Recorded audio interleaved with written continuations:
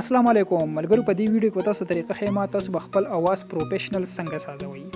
ملګرو که تاسو شاعري ریکارډ کول غواړئ یا سونګ ریکارډ کول غواړئ او تاسو اواز کلیر نه راځي، نو ملګرو په دې ویډیو کې تاسو پر یو وړوکی شان اپلیکیشن ناوړی دی. د اپلیکیشن په مدد سره تاسو خپل اواز کلیر صفا ریکارډ کولی شئ.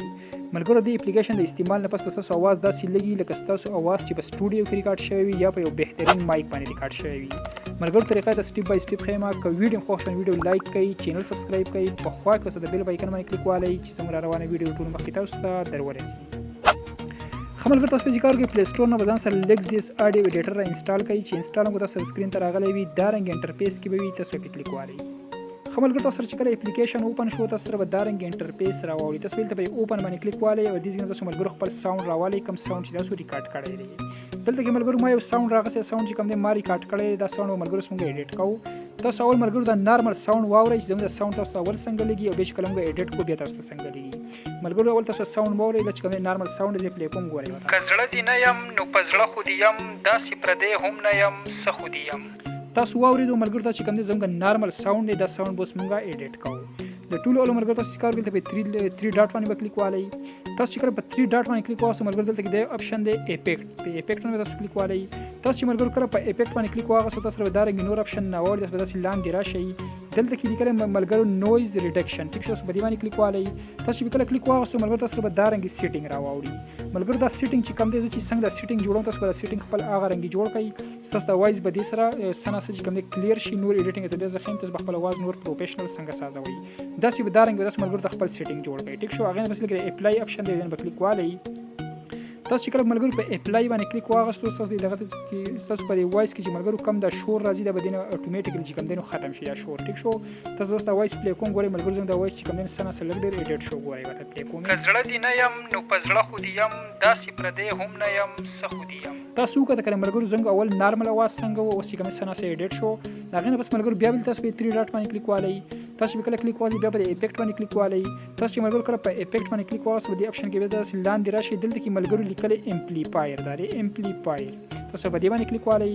تاسو چې ملګرو کله په امپلیفایر باندې کلیک واغستو تاسو سره به دا رنګ لاینونه راوړي. ټیک شو، تاسو سره بالکل چې کوم دا په سنټر باندې وي، بالکل تاسو سره دا رنګ نارمل وي دا رنګ. ټیک شو، بالکل داسې سنټر باندې چې کوم دا نشانه بالکل په سنټر باندې دا رنګ وي. تاسو به کار کوئ ملګرو د درې بالونه تاسو چې کوم ښکاري دا چې کوم دی تاسو سره د اواز چې کوم دی دغسې سړي کې غوندې کې راولي، اواز نری کوي. ځکه تاسو داسې بره بوځئ ملګرو ستاسو د اواز به چې کوم دی نری کېږي. که اوس ورته ګورئ ملګرو تاسو دې پریویو هم تاسو وکتئ شئ، دی پلی کوم ګورئ ورته. که زړه دې نه یم نو په زړه خو دې یم، داسې پردی هم نه یم. تاسو وکړه کړئ ملګرو زموږ د اواز چې کوم دی نور هم صفا شو، نور هم ایډیټ شو.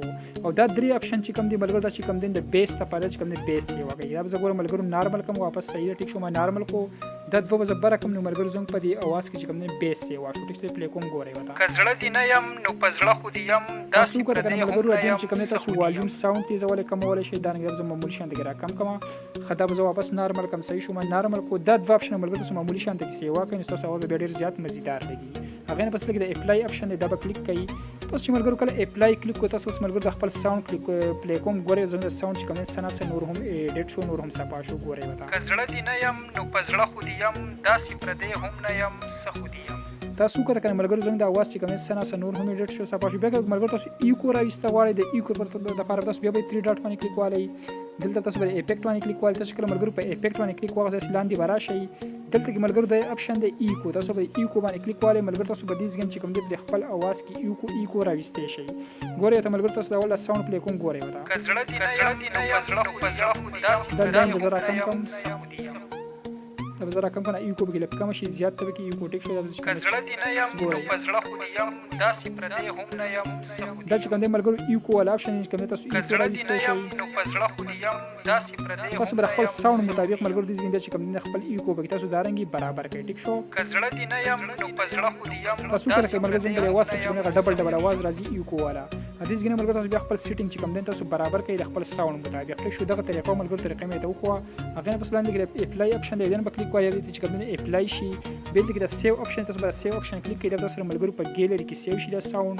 په دې طریقه ملګرو تاسو خپل ساوند پروفیشنل ایډیټ کولی شئ. ملګرو دغه طریقه وه. که ویډیو خوښ شي ویډیو لایک کړئ، چینل سبسکرایب کړئ، په خوا کې سره د بیل آیکن باندې کلیک والئ چې زموږ روانه ویډیو ټول مخکې تاسو ته درورسي.